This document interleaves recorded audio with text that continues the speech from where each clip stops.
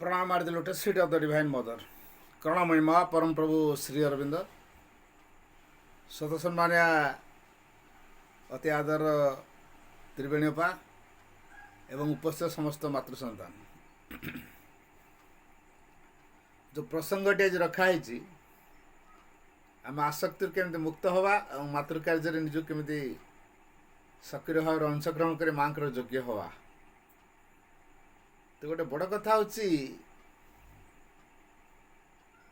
साधना गोटे अंतराय हूँ आसक्ति जे आसक्ति जब क्या प्रति आसक्ति रहिले साधनार अंतराय हम भगवान के प्रति यदि आसक्ति रहे तेने साधना तीव्रतर हम भगवान को बाद दे अन्य सबकि प्रति भगवान बाद दिज्व आउ जहाँ रहा जे ता प्रति आसक्ति रखिले तार साधन प्रतिबंधक तैयारी कर तेणु seeking only of the divine केवल भगवान को इच्छा करवा यहाँ हूँ भगवान प्रति आसक्तिर लक्षण जीवन में भगवान को गुरुत्व दवा भगवान को बिना किसी करिपरिवा नहीं भगवान बिना किसी मोमेंट करिपरिवा नहीं जीवन में प्रोग्रेस मध्य भगवान बिना संभव नुह जमी पानी बिना माछ छटपट हुए से भगवान को बिना आम छटपट हेले कि जदि आम माँ सिंह को ग्रहण करूँ सतरे दिने माँ को न देखले माँ को बही टे न पढ़ले कि ध्यान टे न कले समाधि टे मुंड न प्रणाम न कले आमको अड़ुआ अड़ुआ लगुच कि थे टे निजक प्रश्न करवा जदि ये अवस्था हाँ आज नगण चल छुट्टी तो अच्छी कौन एत जा दरकार काली तो स्कूल खोल काली गले जा आज छुट्टी अच्छी आज नगण चलो जाऊँ अच्छा स्कूल को जाऊँ समाधि प्रणाम करुचु माँ के पारे मुंडा नौचु बास स्कूल पाठचक्र व्यवस्था कराई पार्श्वर बसचु यहाँ हूँ रुटीन बंधा जीवन जदि न हो तापर आम भितर प्रेरित होमें समाधि प्रणाम कर कि भितर प्रेरित होमें पार्श्वर बस पार कि मु माँ कथा जानूची आने मैंने जानतु बोली इच्छा करी क्या गोटे माँ कथा कहीपर कि अनेक अनेक लोक माँ के प्रति आसक्त रखु और माँ का धारार अनुप्राणित हूँ मातृकार्य प्रसार हो यही प्रकार एक व्याकुलता नहीं अन्य मान सहित मिसवा किसी दुख सुखर साथी होकर असुविधार कारण समाधान रे माँ सहित बाणी कहीकि आम सांत्वना दे पार्छ कि ये बुझा जदि एतिटा करपारनु ताले जानिबा जदिओ माँ को ग्रहण करछु आमे नर्सरी क्लास रे एडमिशन हेछु आहरी आहरी बहुत क्लास हमर बाकी अछि किंतु हतोत्साहित हबार कौन कारण नहीं साधन अंतराय है आसक्ति कहीं आसक्तिटा अंतराय कारण आम जहाँ प्रति आसक्ति होता आसक्त होता आम ता विषय बेसी चिंता करूँ एवं ता सानिध्य रहा चाहूँ ता पाखापाखि रहा चाहूँ ता सहित मिसापी चाहूँ ता सहित दुख सुख सेयार करने चाहूँ ता सहित अंतरंगता तैयारी करने मोटामोटी चाहूँ ता प्रति गोटे श्रद्धा थाए भल पाइबा थाए यहाँ हूँ आसक्ति मु गोटे घरटे करने घर प्रति मोर आसक्ति अच्छी स्त्री प्रति आसक्ति अच्छी स्वामी प्रति आसक्ति अच्छी छुआ प्रति आसक्ति अच्छी जमीबाड़ी प्रति आसक्ति अच्छी संपत्ति प्रति आसक्ति अच्छी पदवी प्रति आसक्ति अच्छी नामचाष प्रति आसक्ति अच्छी सम्मान प्रति आसक्ति रही कौ कथार आमर आसक्ति नहीं आमर सबू कथार आसक्ति रही भगवान प्रति आसक्ति केते अच्छी जदि भगवान प्रति आसक्तिटा अधिक अधिक हो गला धीरे धीरे बाह्य वस्तु प्रति आसक्ति कटि कटि कटि जीव तेरे जो भगवान प्रति आसक्तिटा बेसी बढ़ेवा दरकार जड़े केतल बढ़ेव ता जीवन रे साराति सारा वस्तु भगवान हेले कि ता जीवन लक्ष्य विषय से दृढ़ है कि ता जीवन को से केबे समीक्षा कला कि ता जीवन उद्देश्य विषय से अवगत है कि से जो उद्देश्य रे मानव जीवन पाई से जीवन को सार्थक करने से कौन कौन करुच्ची से जहाँ करुच्ची से तार जीवन सार्थकता आसीपर कि जदि भगवान को व्यतीत आम सुख स्वच्छंद लाभ कर पारुचु तो भगवान कौन दरकार हो किंतु जो सुख स्वच्छंद आम पाइचु भगवान को बाद दे सेटा चिरस्थायी तो ये प्रश्न करवा जहाँ चिरस्थायी आम से जिनस प्रति आसक्ति रखुनु जहाँ क्षणस्थायी से प्रति आम बहुत आसक्ति एवं समय बहुत दूसरी केबे एई कथा आम समीक्षा कले मु जहाँ करुचे केते दिन हुए तो मोर यही लाइफटा करा ठीक अच्छे। अच्छा परवर्ती लाइफ रे तो मोर घर द्वार जमी बाड़ी टंका पैसा पदवी नाम जश सम्मान ये सब तो रही परवर्ती लाइफ रे मोर कौन लाइफ आसो किए कहीपर तेणु आटलिस्ट यही लाइफ रे जदि मु भगवान कार्य करी थाए एवं भगवान का कार्य करू करू करू करू भगवान को चिंता करू करू करू करू जो शेष जीवन मोर चली जाए ताले मोर जोठू लास्ट लाइफटा थिला एस्पायर करथिला सेठी पुणी आरंभ हो जदि भगवान को चिंता करू करू जीवन जाइए ताले भगवान का चिंतारू ही आरंभ हो जदि विभिन्न वस्तु प्रति आसक्ति रखीचु ता विषय चिंता करूँ जीवन चलीगला पुणी जन्म हूँ कि सही कामना प्रति आम बहुत आसक्त रखा और से कामना को लेकिन ही जन्म नवा तेणु जड़े चिंता करू केतेबेले जे डेथ आसी पहुँच किसी कहीहबनी तेणु आटलिस्ट शेष मुहूर्त पर्यंत आम भगवत चिंता चेतना भितर बास करवा भगवान को व्याकुल भाव में चाहूआ जदि जीवन में एकांत गोटे कथा थाए जे भगवान मोर दरकार आउ कि दरकार यहाँ चेतनार हाइस्ट लेवल ये कथाटा बाहर अनुभव यहाँ होता है माँ पाखे समाज पाखे जो जाऊँ कि माँ का फोटो पाख जो जाऊँ तो कह माँ मोर तमें दरकार आ किसी दरकार नहीं हूँ तो मुहरे कहीदे पार कि अनुभव ना भाव ना तेणु जो अनुभव भाव आसो चेतनार हाइस्ट लेवल को आमको उठा पड़ो जेपर्यंत आम चेतनार सर्वोच्च शिखर को उठी ना ये भगवान प्रति आसक्ति आम भीतर घनीभूत हो पारन तेणु भगवान प्रति आसक्ति बढ़िले बाह्य वस्तु प्रति आसक्ति कम तेणु निरंतर यदि भगवान को चिंता करुवा भगवान को स्मरण आणुवा भगवान को नाम जदि जपुवा कौन हम कौन नहीं चिंता करवा नहीं मु कौन पे नाम जपिबी कारण मोर भगवान दरकार मत कौन प्रकार भगवान मिलवा दरकार मो माँ को पाइबा दरकार मो जीवन भितर असल गुरुत्वपूर्ण कथाटी है मो जीवन में किंतु भगवान को प्राप्त करी जन साधक मु भेटी केडी सेटना श्री अरविंद समयर लोक से केआर रे थांती आश्रम गोटे केआर अच्छे से केआर से ट्रिटमेंट होता ओल्ड एज रे आमर गाँ झील गोटे से केआर काम करे मत नहीं चिन्हदेला देखेदेला सी उठिक बसिले मत क्वेश्चन कले आर यू मैरिड बोली yes I am married I am also married I can't B A Superman मुझे चिंता कली आ कि कहू न था आबाक हो गली ये जीवन में खाली चिंता करमी सुपरमैन हे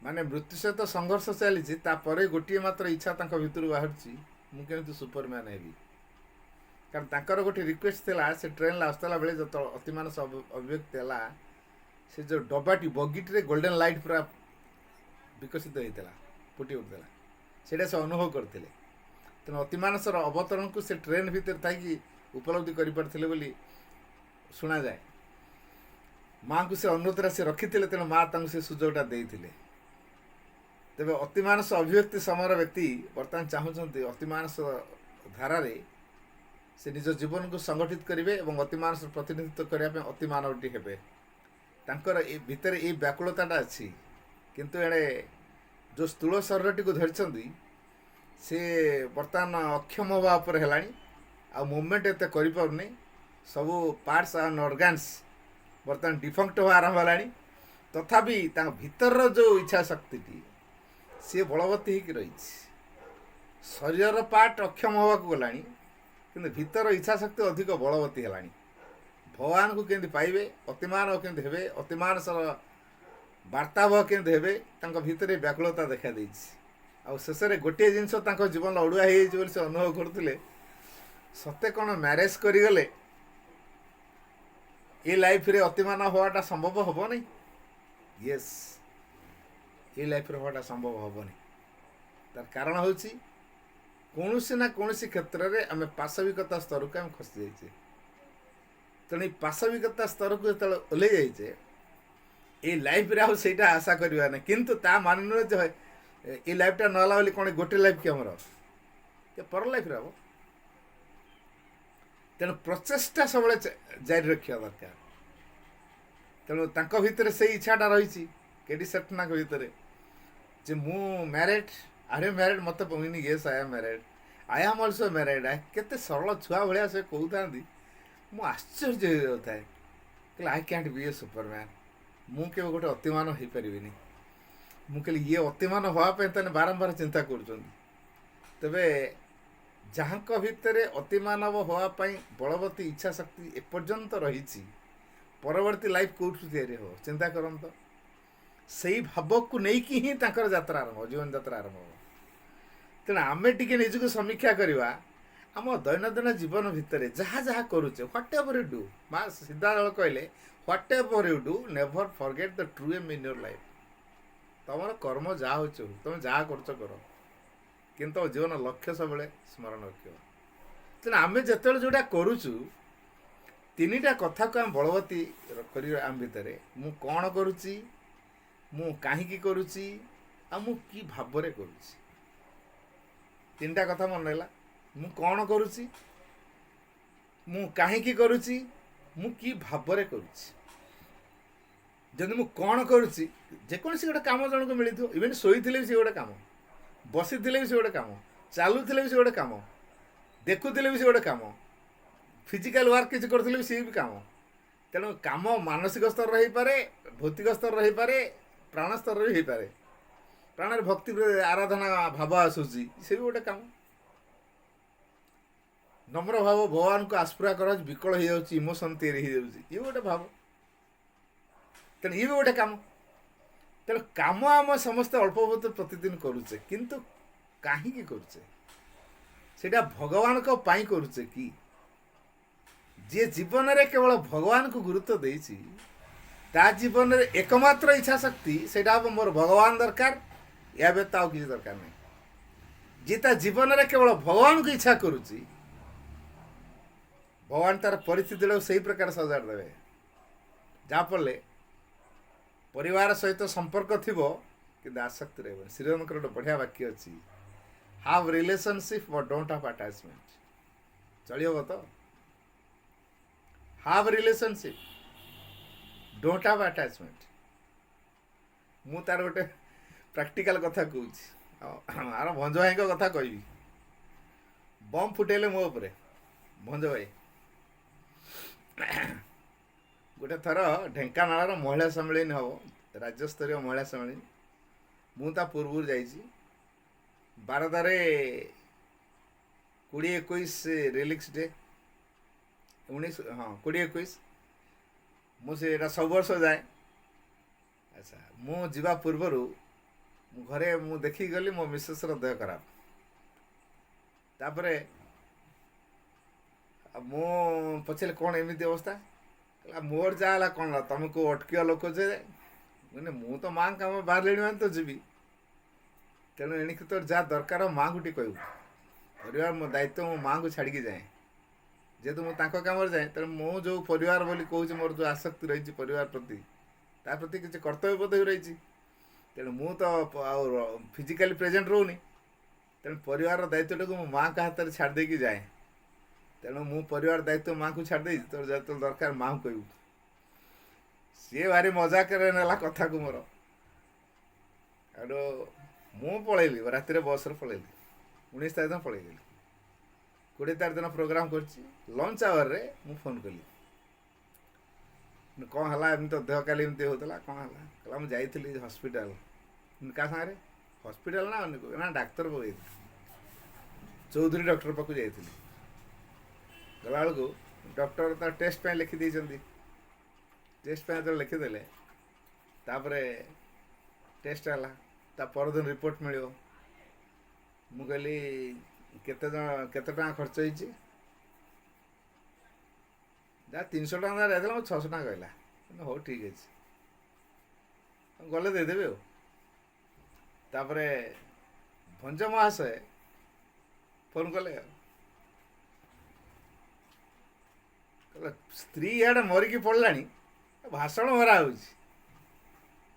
कौन है कहला मुझे सत चौधरी पाक आसती तुम मिसेस ये बेंच बसते गड़ी पड़े एत सीरीयस अवस्था तुम पलि जाइछ प्रोग्राम को स्त्री मलाणी आड़े भाषण मरा भय शोधिले हौ मुझे मो बाणीटा शुणी न कि मुझे बाणी कहे कौन बाणी मैंने कौन थियोरी कथा ना कौन प्रैक्टिकल कथा ना परिवार प्रति आसक्तिर मुक्त हो मन रख श्री अरविंद ओ मो व्यक्त तुमर कई बापा नहांती माँ नहांती भाई नहांती भौणी नहांती आमे हेलु तुमर सर्वोच्च सुरक्षा बाकी सब किसी तुमर जदि परिवार प्रति परिस्थिति सकल सुजोग नियो जो परिस्थिति आस सुजोग नवा हतोत्साहित हवा नहीं परिस्थिति सकल सुजोग नियो मन रख श्री अरविंद ओ मो व्यतीत तुमर कई बापा नहांती माँ नहांती भाई नहांती भौणी नहांती तेणु परिवार प्रति जो आम आसक्ति रही बुझा परिवार सकल दायित्व भितर आम इनवॉल्वमेंट किंतु आसक्ति रही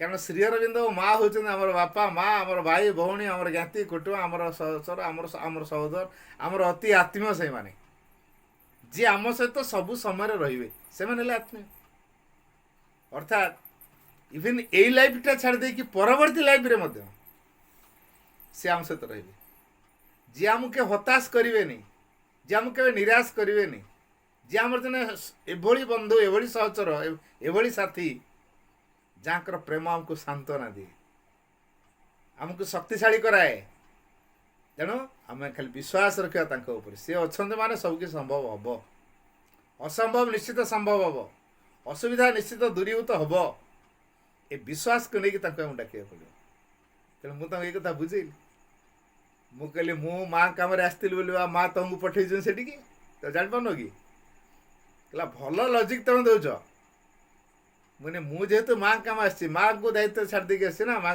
परिवार को तेणु माँ पुणी क्या कथा बुझे सी कौन डायरेक्ट ओल्ले आसिक जी कि मो मिसेस को लेकिन सेवा करने तुमको पठे से तुम जाइच न तुम तो आगुरी जाइन एका सारे के भेटाला जानिया कथा माँ तुमको नहीं ये भी जाइए तार गोटे एमती हम तुम ये साहय कर बहे गाड़ी गल है मत कले हौ करूँ मुझे जानी सेमती तेणु मुझे गुरुत्व देनी तापर आस सारा मुझे सार को पचारि डॉक्टर को कौन है सी आपण मिसेस कि मैंने हाँ कहले आपन से परिचय देले नहीं कारण छुआ दीटार मुझे मास्टर पाठ पढ़े आम स्कूल से पढ़ुले प्लस ट्यूशन में जाऊँगी पारिवारिक संपर्क मोर अच्छी चिन्हा परिचित भल मंद अच्छी कहले मुझे सांपुल मेडिसिन दे था मैंने हौ जहाँ तो है कौन करेंगे कहते टाइफॉइड है आडमिशन कर दिखाँ मुझे आडमिशन करदेली अच्छा जो करदेली ये तो 600 टका खर्च हो जाए कहला मुझे समुदाय थाए 652 टका थाए 600 टका आगे देदेली आ 52 टका मो पकेट्रे अच्छी गोटे ऑटोटे कली 30 टका नाला मेडिकल पर्यंत बाकी रही 22 टका 22 टका 2 टकार गोटे फॉर्म किनली आडमिशन करने बाकी अच्छे 20 टका आ से 20 टकर आडमिशन कर बेड्रे मुझे रोन था बाहर जो चेयर बेड अच्छे डोर पाखे कि बेडटा मु डोर बाहर सब पड़ता है चेयर पकई था बस मुझे बोर बस नाम जब कर जहाँ मो सान भाई कौड़ खबर पाइला सी आसी पहुँचेगा कहला भाई कौन है ना एमती हाँ कौन किन मुझे किसी किन्नी चिठा नहीं गला तार कौन किसी इंजेक्शन पत्र किणी किणी आनला जड़े अपा डेथ करगले मुझे भारी कृतज्ञ आमर रिमुड़ी पाखर से अपा बयस्का अपा जड़े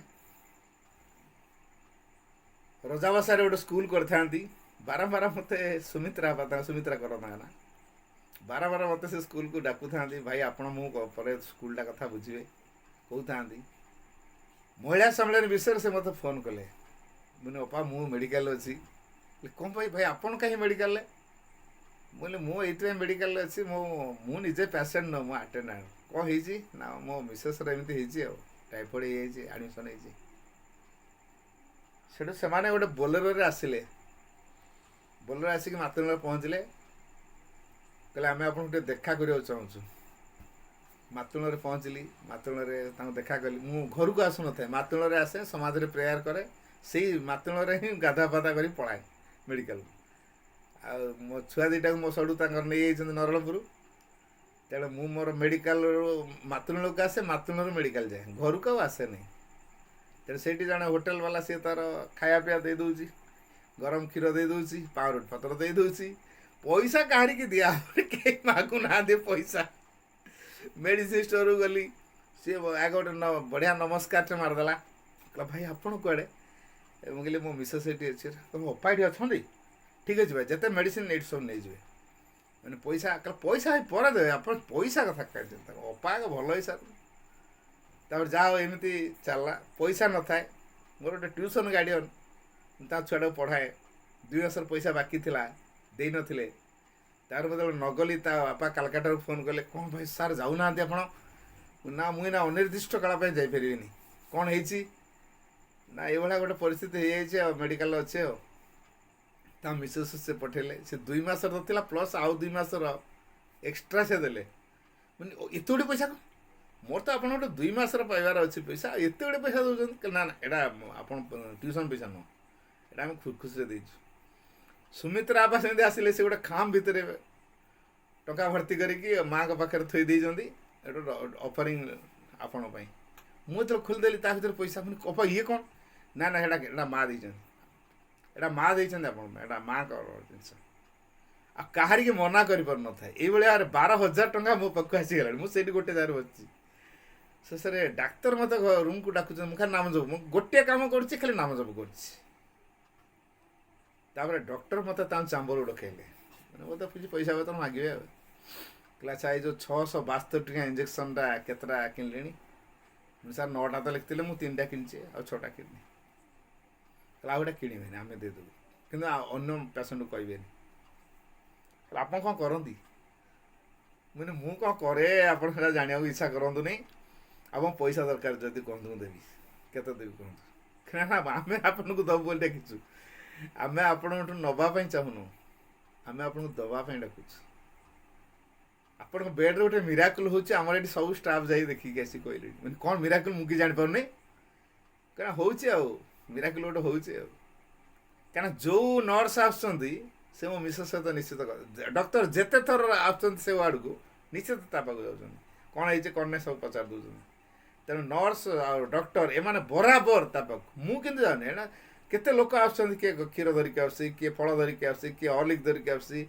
ମୋ ସେଇଠି ଥାକଟାରିକି ପୁରା ପୁରୀ ଗଲାଣି। ସେଓ ମାନେ ଫଳଠୁ ଆରମ୍ଭ କରି ହର୍ଲିକ୍ସ, ପୁରା ପାଉଁରୁଟି, ପୁରା ଦୋକାନ ହେଇଗଲାଣି ଗୁଡ଼ାଏ।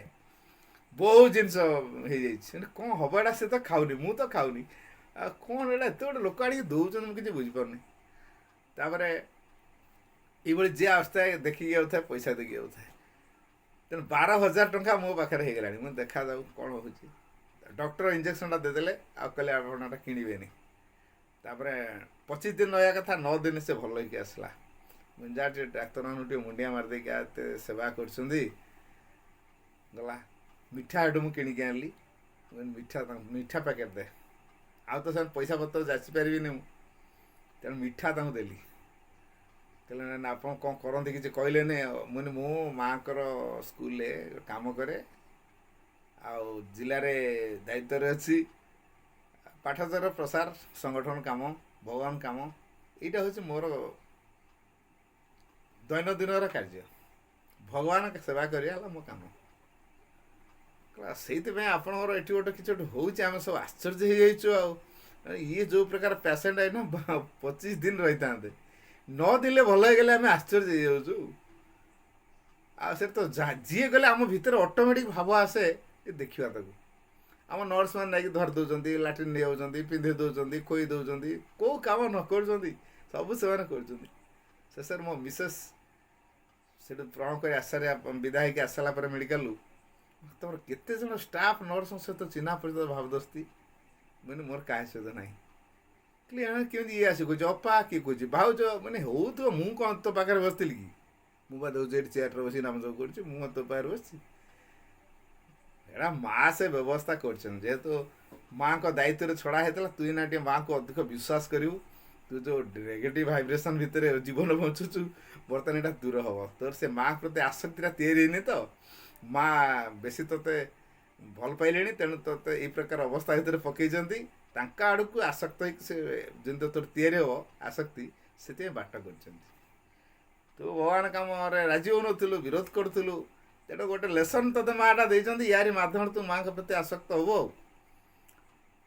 कहला सत कथा मुझे आश्चर्य मुझे कहले मो भितर ये बेड्रे भी माँ माँ जप बाहर मुझे देखुचु ना ना कहला हाँ मुझे तो देखुली तुम ये बस जप कर मुझे भी बस जपुली पाड़ी तेरे ये अनुभव कली आमर तो परिवार तो रही परिवार प्रति कर्तव्यबोध रही कि आसक्ति बोध रहीगला तेल माँ को कृपा सहजे काम करनी माँ को ऊपर छाड़ दे तार माँ तार जहाँ कर बचेब कि बचेब मार से माँ जानी कौन कर माँ चिंता करेंगे जदि यही प्रकार एक विश्वास और निर्भरतार भाव रहा माँ प्रति तेल माँ प्रति आसक्ति तैयारी हो माँ के प्रति आसक्ति तैयारी हेले बाह्य वस्तु प्रति जो आसक्ति रही है धीरे धीरे कट मोपाई कौन दरकार माँ देवे मु कौन काम करी माँ डिसाइड करी मु कुआड़े जीवी माँ चिंता करी मो भीतर कौ प्रकार भाइब्रेसन आसो कौ प्रकार चिंता आसो कौ प्रकार अनुभव आसो कौ प्रकार कल्पना आसो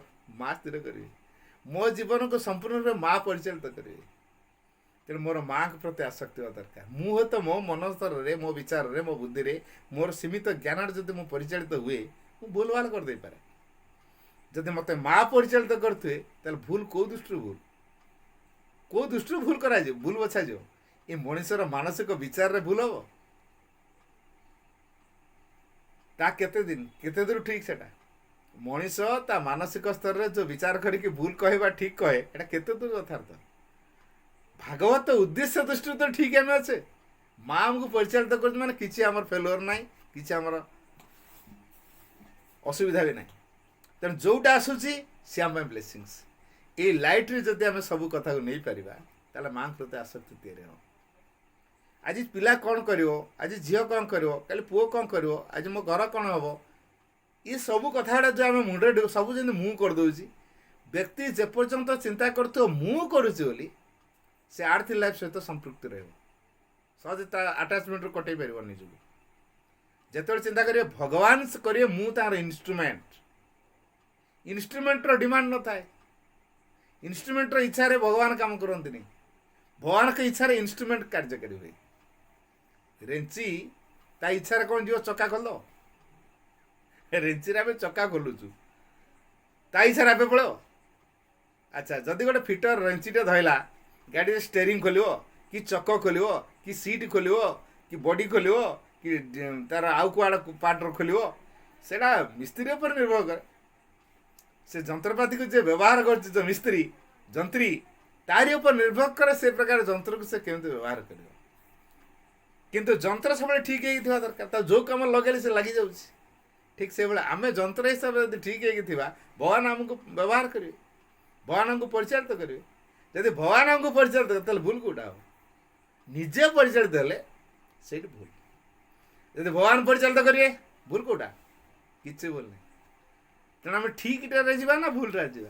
चॉइस करें जदि मो जीवन यात्रा ठीक मार्ग में जाऊ ये आशा करुवा भगवान प्रति आसक्त हवा भगवान को ऊपर निर्भर करवा भगवान को द्वारा परिचालित हवा तेणु जीवन बंचा चिंता करवा कार्य करवा सकाशे भल पाइबा सकाशे भगवान को सकाशे भगवान भल पाइबा परिवार भगवान भल पाइबानी परिवार असुविधा तेणु माँ को भल पाए कारण माँ को कृपा आनी परिवार काम करें तेणु परिवार मु माँ को धरती यदि परिवार असुविधा न था माँ को धर न मुझे माँ को डाकुची किसी असुविधा हेल्ले माँ को डाकुची असुविधाटा मोर दरकार ना नहीं जी असुविधा पड़े भगवान डाकुची मन पड़ुची असुविधा बराबर दरकार जी परिस्थिति पड़े से माँ को डाकुची परिस्थिति पड़े परिस्थिति को फेस करके शिखुची अनुभूति नहीं कि विकास कर से प्रकार अवस्था आसो तेणु माँ को द्वारा परिचालित हवा माँ को सकाशे जीवन बंचा माँ को चिंता आने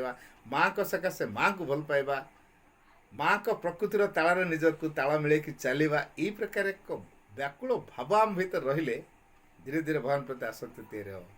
ଏଇ ଭଗବାନ ପ୍ରତି ଆସକ୍ତି ତିଆରି ହେଲେ ପାର୍ଥିବ ଜାଣିଲେ ଘର କରିବି, ଗାଡ଼ି କରିବି, ଆଉ କ'ଣ କରିବି, ସେ ତ ଆମେ ବହିର୍ମୁଖୀ ହେଲେ, ଆଉଟର ଲାଇଫ୍ ସହିତ ଆମେ ଖାପ ଖୁଆଇଲେ ହେଲା। ମୋ ଜୀବନରେ ମୁଁ ଏମିତି କରିବି, ସେମିତି କରିବି, ଆଗ ଗୋଟେ ଯୋଜନା ହେଲାଣି। ତାପରେ ତାକୁ ଭାବିବା କେମିତି କରିବି, କ'ଣ କରିବି, କ'ଣ କରିବି, କ'ଣ କରିବି, ପଇସା କେଉଁଠି ଆସିବ, ଲୋକ କେଉଁଠି ଆସିବେ, ଏତିକି ଦିନ ଭିତରେ କେମିତି କରିବି, ଆଉ କ'ଣ କରାହେବ, ଆଉ କ'ଣ କରାହେବ, ବାସ୍ ମୁଁ ତାକୁ ନେଇକି ବେଶୀ ଚିନ୍ତା କଲି। ସେତିକି ସମୟରେ ମୁଁ ଭଗବାନ ବିଷୟରେ ଚିନ୍ତା କରିଥାନ୍ତି, ମୋ ଜୀବନର ଯେଉଁ ଯଥାର୍ଥ ରାସ୍ତାକୁ ସେ ଦେଖେଇଥାନ୍ତେ। ମୁଁ ତାକୁ ଭୁଲି ଯାଇକି ମୁଁ ଚିନ୍ତା କଲି ମୋର ବାହ୍ୟ ଚାକଚକ୍ୟ ଜୀବନରେ ମାତ୍ର ରହିଲି। ତେଣୁ ଏଇ ଯେଉଁ ବାହ୍ୟ ଚାକଚକ୍ୟତା ଭିତରେ ନିଜକୁ ହଜେଇ ଦେବା ପରେ କେଉଁଠି ନା କେଉଁଠି ଗୋଟେ ଇଚ୍ଛା ରହିଯାଉଛି। ତେଣୁ ଆମେ ବାହ୍ୟ ବସ୍ତୁ ପ୍ରତି ଆସକ୍ତ ହେଇଯାଉଛୁ। ଭଗବାନ ପାଖରେ ଯେ ସବୁ କଥା ଅଛି, କେଉଁ କଥା ନାହିଁ। ଦିବ୍ୟ ଆନନ୍ଦ ତାଙ୍କ ପାଖରେ, ଦିବ୍ୟ ପ୍ରେମ ତାଙ୍କ ପାଖରେ, ଦିବ୍ୟ ଶାନ୍ତି ତାଙ୍କ ପାଖରେ ଅଛି, ଦିବ୍ୟ କୃପା ତାଙ୍କ ପାଖରେ ଅଛି, ଦିବ୍ୟ ସୁରକ୍ଷା ତାଙ୍କ ପାଖରେ ଅଛି, କେଉଁ କଥା ନାହିଁ। ଯଦି ଭଗବାନଙ୍କ ପାଖରେ ସବୁ କଥା ଅଛି, ସାରା ସଂସାରରେ ଯାହା ଯାହା ଦେଖୁ ସବୁ ତାଙ୍କରି ପାଖରେ ଅଛି, ତାହେଲେ ଯିଏ ଭଗବାନଙ୍କର ହେଇଗଲା ବା ଭଗବାନ ଯାହାଙ୍କର ହେଇଗଲେ ତା ପାଇଁ ଆଉ ଅସୁବିଧା କେଉଁଟା ନାହିଁ। ଆଉ ତା ପାଇଁ ସବୁ କିଛି ଆଭେଲେବଲ୍। ତେଣୁ ଭଗବାନଠୁ ଆହୁରି ଅଧିକ ଗୁରୁତ୍ୱପୂର୍ଣ୍ଣ କଥା କିଛି ଅଛି? ତେଣୁ ଆମ ଜୀବନରେ ଯଦି ଭଗବାନଙ୍କୁ ଆମେ ଅଧିକ ଗୁରୁତ୍ୱ ଦେବା, ତାହେଲେ ଧୀରେ ଧୀରେ ସବୁକିଛି ସଜାଡ଼ି ହେଇଯିବ। ଏଇଟା ହେଇପାରୁନି କାହିଁକି ନା, ଯେଉଁ ବାହ୍ୟ ବସ୍ତୁ ସହିତ ଆମେ ଯେଉଁ ବେଶୀ ମାତ୍ରାରେ ମଜି ଯାଇଛୁ। କାରଣ ଆମେ ଦେଖୁଛୁ ଇଏ ହେଇଗଲା, ସେ ହେଇଗଲା, ସେ ତାଙ୍କ ସହିତ ଆମକୁ ନିଜେ କମ୍ପେୟାର କରିବାର ନାହିଁ। ଆମେ ଯେଉଁ ଅନ୍ୟମାନଙ୍କୁ ଦେଖିକି ଆମେ ସେଇ ପ୍ରକାର ହେବା ପାଇଁ ଇଚ୍ଛା କରିଦେଉଛୁ। କାହିଁକିନା କାମନା ହେଉଛି ଏମିତିଆ ଗୋଟେ ଜିନିଷ, ସିଏ ସଂକ୍ରମିତ ହୁଏ। ମୁଁ ଗୋଟେ ଉଦାହରଣ ଦେଉଛି। ସପୋଜ ଜଣଙ୍କର ସପିଂ ମଲ୍କୁ ଯାଇ କିଛି ସପିଂ କରିବାର ଅଛି, ମୋତେ ଡାକିଲେ ଚାଲନ୍ତୁ ଭାଇ କେଉଁଠି ଏଠି ଭଲ ଦୋକାନ ଯିବା, ମଲ୍ କେଉଁଠି ଅଛି ଯିବା। ମୁଁ କହିଲି ହଁ ଚାଲନ୍ତୁ। ଗଲି। ଆଚ୍ଛା, ସିଏ ଯେତେବେଳେ କିଣିଲେଣି, ଏତେ କିଣିଛନ୍ତି, ସେଟା କିଣି, ମୋର ଇଚ୍ଛା ହେଉଛି, ମୋ ପାଖରେ କେତେ ପଇସା ଅଛି ଦେଖିବା, ଟଙ୍କା 300 ଖଣ୍ଡେ ଅଛି, କ'ଣଟେ ହେଇପାରିବ, କ'ଣ ଗୋଟେ ନେଇଯିବା ଦେଖିବା। ଆଉ ମୋର ଇଚ୍ଛା ନଥିଲା, ମୁଁ ଯୋଜନା ନାହିଁ, କିଛି ନାହିଁ। କିନ୍ତୁ ଯେହେତୁ ଅନ୍ୟମାନେ ଦେଖିଲେଣି କିଣୁଛନ୍ତି ସବୁ, ମୋ ଭିତରକୁ ସେ କାମନା ସଂକ୍ରାମିତ ହେଇ ଆସିଲା। ତ ମୋର ଇଚ୍ଛା ହେଲା, ହଁ 100 ଟଙ୍କାର ପଛେ ଖଣ୍ଡେ ଜିନିଷ କ'ଣ ଗୋଟେ ଆସିଛି ଯେତେବେଳେ ମଲ୍କୁ, ଗୋଟେ କିଣିକି ନେବା, ଏଇଟା ଗୋଟେ ସିମ୍ବଲ ହେଇକି ରହିବ। ତେଣୁ ମୁଁ କିଣି ପକେଇଲି। ଆଚ୍ଛା, ମୋ ଭିତରେ ତ ଇଚ୍ଛା ନଥିଲା, ମୁଁ କିଣିଲି କାହିଁକି? କାରଣ ମୁଁ କାମନା ଦ୍ୱାରା ସଂକ୍ରମିତ ହେଲି। ଅନ୍ୟମାନଙ୍କର ଯେଉଁ କାମନାର ଭାଇବ୍ରେସନରେ ମୁଁ ଆଫେକ୍ଟେଡ଼ ହେଲି, କାମନା ସଂକ୍ରମିତ ହେଲା। ତେଣୁ କାମନା ଜଣଙ୍କ ପାଖରୁ ଆଉ ଜଣଙ୍କ ପାଖକୁ ସଂକ୍ରମିତ ହୁଏ। ତେଣୁ କାମନାସକ୍ତ ବ୍ୟକ୍ତିମାନଙ୍କ ସଂସର୍ଗରେ ଆସିଲେ ଆମ ଭିତରେ କାମନାର ଉଦ୍ରେକ ହୁଏ। ତେଣୁ ତାମାନେ କ'ଣ ଆମେ ପରିବାର ସହିତ ଆମେ କାହା ସହିତ ମିଶିବାନି? ମିଶିବା। ଏଇ ଯେଉଁ ବନ୍ଧୁବାନ୍ଧବ ସବୁ କରିଛେ ତାଙ୍କ ସହିତ ମିଶିବା, ସମ୍ପର୍କ କାଟିଦେବା ନା। ସେଇଥିପାଇଁ ତ ଶ୍ରୀରନ୍ଦ କଥାଟା ଗୁରୁତ୍ୱପୂର୍ଣ୍ଣ। Have relationship but don't have attachment. କେତେବେଳେ ହେବ ଏଇ ଅବସ୍ଥାଟା? କେତେବେଳେ ଆସିବ? Have relationship but don't have attachment. ଏଇଟା କ'ଣ ସହଜ କଥା? ଚେତନାର ଆମେ ଯେତେବେଳେ ଅନ୍ୟମାନଙ୍କ ସହିତ ମିଶିବାକୁ ଯାଉଛେ, ଚିନ୍ତା କରିବା ମୁଁ ଅନ୍ୟମାନଙ୍କ ଦ୍ୱାରା ପ୍ରଭାବିତ ହେବି ନାହିଁ, ବରଂ ମୁଁ ତାଙ୍କ ଚେତନାର ଆଉ ଟିକେ ଉଚ୍ଚତର ସ୍ତରକୁ ଯାଇ ସେ ଉଚ୍ଚତର ଚେତନାର ପ୍ରଭାବରେ ତାଙ୍କୁ ପ୍ରଭାବିତ କରିକି ଆସିବି। ଏଇଥିପାଇଁ ମୁଁ ତାଙ୍କ ସହିତ ମିଶିବି। ତେଣୁ ଏଇ ପ୍ରକାର ଏକ ଉଚ୍ଚତର ଭାବନାକୁ ନେଇ, ଉଚ୍ଚତର ଚେତନାର ପ୍ରଭାବରେ ଆମେ ଅନ୍ୟମାନଙ୍କୁ ପ୍ରଭାବିତ କରିବା ପାଇଁ ଆମେ ଅନ୍ୟମାନଙ୍କ ସହିତ ମିଶିବା। ଆଉ ସିଏ ନିମ୍ନ ଚେତନାରେ ଅଛନ୍ତି, ମୁଁ ଗଲି ତାଙ୍କ ସହିତ ମିଶିଲି, ମୁଁ ତାଙ୍କ ଦ୍ୱାରା ପ୍ରଭାବିତ ହେଇକି ଆସିଲି। ତାର ଆସିଲା ପରେ ମୋ ପରିବେଶ ଭିତରେ ମୁଁ ସେଇ ପ୍ରକାର ଭାଇବ୍ରେସନ୍ ଛାଡ଼ିଲି, ମୋ ପରିବେଶ ଭିତରେ କନ୍ଦଳ ତିଆରି ହେଇଗଲା। ତେଣୁ ଆମେ ଏଇ କଥାଟାକୁ ସହଜରେ ଜାଣିପାରୁନୁ। ତେଣୁ ଅନେକ କାମନାସକ୍ତ ବ୍ୟକ୍ତିଙ୍କ ସଂସର୍ଗରେ ଆସୁଛୁ, କିନ୍ତୁ ଆମର ଯେଉଁ ଉଚ୍ଚତର ଚେତନା ତାଙ୍କୁ ପ୍ରଭାବିତ କରିବା ବଦଳରେ ଆମେ ତାଙ୍କ ଦ୍ୱାରା ପ୍ରଭାବିତ ହେଇଯାଉଛୁ। ଏଇଟି ହେଉଛି ଆମର ଅଡ଼ୁଆ। ତେଣୁ ଆମେ ସମସ୍ତଙ୍କ ସହିତ ମିଶିବା, ସମସ୍ତଙ୍କ ସମ୍ପର୍କିତ ହେବା, କିନ୍ତୁ କାହା ସହିତ ଆସକ୍ତ ହେବା ନାହିଁ। ଯାହା ସହିତ ଆସକ୍ତି ହେବା ତା ଭିତରେ ଥିବା ସବୁ କଥାକୁ ଆମ ପାଖକୁ ସଞ୍ଚରଣ କରାଇଦେବା। ଏଇଟା ଆମେ ନିଜେ ହିଁ କରୁଛୁ, ଏ ଭୁଲଟା ଆଉ କେହି କରୁନାହାନ୍ତି। ତେଣୁ ଆମେ ଅନ୍ୟମାନଙ୍କ ସହିତ ମିଶିବା, କିନ୍ତୁ ଗୋଟେ ଉଚ୍ଚତର ଚେତନାର ପ୍ରଭାବ ଦ୍ୱାରା ମିଶିବା। ସେଇ ପ୍ରଭାବକୁ ନେଇ ତାଙ୍କ ଭିତରେ କାର୍ଯ୍ୟକାରୀ କରାଇବା, ତାଙ୍କ ପ୍ରଭାବ ଦ୍ୱାରା ଏମିତି ଆଫେକ୍ଟେଡ଼ ହେବାନି। ଆଉ ଆମେ ତ ଏମିତି ଦୁର୍ବଳ ଭାବନାକୁ ନେଇକି ଯାଉଛେ, ସେମାନେ ପୁରା ସବଳ ହେଇଯାଉଛନ୍ତି, ତାଙ୍କ ଦ୍ୱାରା ପ୍ରଭାବିତ ହେଇଯାଉଛି। ତେଣୁ ତାପରେ ବିଷାଦ ଅବସାଦ ଆସିଲା, କ'ଣ କରିବି, ମୋତେ ଖାଲି ସଫୋକେଟେଡ୍ ଲାଗିଲା, ଆକ୍ଚା ଲାଗିଲା, ଭଲ ଲାଗିଲାନି। କିଛି ସମୟ ପାଇଁ ଚୁପ୍ ହେଇକି ବସିଲି। ଏମିତି ସବୁ କାହିଁକି ହେଲା? ଭିତରେ ଚିନ୍ତା କରିବା ଦରକାର। ମୁଁ ଯେଉଁ ବ୍ୟକ୍ତିମାନଙ୍କ ସଂସର୍ଗରେ ଆସିଲି, ସେମାନଙ୍କର ଯେଉଁ କାମନାସକ୍ତ ପ୍ରଭାବ ଦ୍ୱାରା ମୁଁ ସଂକ୍ରମିତ ହେଇନି ତ, ନା ମୋ ପ୍ରଭାବ ଦ୍ୱାରା ତାଙ୍କୁ ପ୍ରଭାବିତ କରିଛି। କ'ଣ କରିଛି ମୁଁ ମୋ ପ୍ରଭାବ ଦ୍ୱାରା ତାଙ୍କୁ ପ୍ରଭାବିତ କରେଇଛି ନା ତାଙ୍କ ପ୍ରଭାବରେ ମୁଁ ପ୍ରଭାବିତ ହେଇଛି? ଗୌତମ ବୁଦ୍ଧ ଦୁଆର ଦ୍ୱାର ବୁଲି ଭିକ୍ଷା କରୁଥିଲେ, ମାଆଟା ଲାଗିଛନ୍ତି। ତେଣୁ ମା ତାଙ୍କର ଗୋଟେ ପୁସ୍ତକ ବହି ଗୋଟେ ଅଛି ଗୌତମ ବୁଦ୍ଧଙ୍କ ଚରିତ୍ରକୁ ନେଇକି, ମା କେତେ ଗୋଟେ ବଢ଼ିଆ, ଧମ୍ମପଦ ବୋଲି ସେ ବହିଟା ନା, ସେ ବହିଟା ନାଁ ହେଉଛି ଧମ୍ମପଦ। ଗୌତମ ବୁଦ୍ଧ ବୋଲୁଥିଲେ, କାହିଁକି ବୋଲୁଥିଲେ, ମା ସେଟା ବହୁତ ଆପ୍ରିସିଏଟ୍ କରିଛନ୍ତି। ସେ କହିଲେ କାମନାର ବିନାଶରେ ଦୁଃଖର, ମା ବି ସେ to seek for pleasure is the best way to make yourself miserable. ଅର୍ଥାତ୍ ସୁଖ ପ୍ରତି କାମନା କରିବା ହେଉଛି ଦୁଃଖ ଭୋଗ କରିବା ନିଶ୍ଚିତ ମାର୍ଗ। ତେଣୁ ଆମ କାମନା ହେଉଛି ଆମ ଦୁଃଖର କାରଣ। କାମନାର ମୂଳୋତ୍ପାଟ ନ କଲେ ଦୁଃଖ ଦୂରେଇଯିବ। ମା ଅତି ଚମତ୍କାର ବାଣୀ କହିଲେ, ଟୁ କନକ୍ୟୁର ଏ ଡିଜାୟାର ବ୍ରିଙ୍ଗସ୍ ମୋର୍ ଜୟ ଦାନ୍ ଟୁ ସାଟିସ୍ଫାଇ ଇଟ୍। ବାଣୀଟି ଆଉ ଥରେ କହୁଛି, ଟୁ କନକ୍ୟୁର ଏ ଡିଜାୟାର ବ୍ରିଙ୍ଗସ୍ ମୋର୍ ଜୟ ଦାନ୍ ଟୁ ସାଟିସ୍ଫାଇ ଇଟ୍। କେମିତି ଆସିବ ଏ କଥାଟା? ଏଇଟା ଏତେ ସହଜ କଥା, ଏତେ ସହଜ କଥା ନୁହେଁ। ଗୋଟେ କାମନାକୁ ବିଜୟ କରିବା, କାମନା ଉପରେ ଜୟଲାଭ କରିବା, କାମନା ଉପରେ ବିଜୟଟା ଏତେ ସହଜ ନୁହଁ। ମୋର ଯଦି ପ୍ରାପ୍ୟ ମୋତେ ସେଇଟା ମିଳିବ, ମୁଁ କାହିଁକି ଇଚ୍ଛା କରିବି ମୋର ଏଇଟା ନହେଲେ ହେବନି ବୋଲି କାହିଁକି କହିବି? ମୁଁ ମାଆଙ୍କ ପାଇଁ ବଞ୍ଚିଛି, ମୁଁ ମାଆଙ୍କ ପାଇଁ ବଞ୍ଚିବାକୁ ଗଲେ ମୋର ଯାହା ଦରକାର ମା ଦେବେ। ମୋର ଯଦି ଘର ଦରକାର ଘର ମିଳିବ, ଗାଡ଼ି ଦରକାର ଗାଡ଼ି ମିଳିବ, ମୋବାଇଲ ଦରକାର ମୋବାଇଲ ମିଳିବ, ମୋର ଆଉ କ'ଣ ଦରକାର ଆଉ କିଛି ମିଳିବ। ତେଣୁ ସମ୍ପୂର୍ଣ୍ଣ ନିର୍ଭର ମାଆଙ୍କ ଉପରେ ହେଇଛୁ କି? ଯାହା ମୋତେ ମା ଦେ ମୁଁ କେବଳ ସେଇଥିରେ ଖୁସି। ଅନ୍ୟମାନେ କହୁଛନ୍ତି ଆମେ ଖୁସି ହେଇଯାଉଛୁ ତ ବେଶୀ ଆସକ୍ତ ହେଇଯାଉଛି। ଅନ୍ୟମାନେ ଯେଉଁଟା ଦେଉଛନ୍ତି ଆମେ ଖୁସି ହେଇଯାଉଛୁ, ପୁଣି ସେଇ ଖୁସିଟା ଆଉ ଟିକେ ଦିଅନ୍ତେ କି? ସପୋଜ ଗୋଟେ ବାର୍ଥଡେ, ଛୋଟିଆ ଛୁଆଟା ଆମେ ବାର୍ଥଡେ କରୁଛେ, କିଛି ସାଙ୍ଗ ସେ ଡାକିଦେଲା, ସମସ୍ତେ ଗୋଟେ ଗୋଟେ ଗିଫ୍ଟ ଧରିକି ଆସିଛନ୍ତି, ତାର 15-20ଟା ଗିଫ୍ଟ ମିଳିଯାଇଛି, ବହୁତ ଖୁସି ହେଇଥିବ ନା ନାହିଁ? ସେ ତାପରେ କ'ଣ ହେଇଥିବ?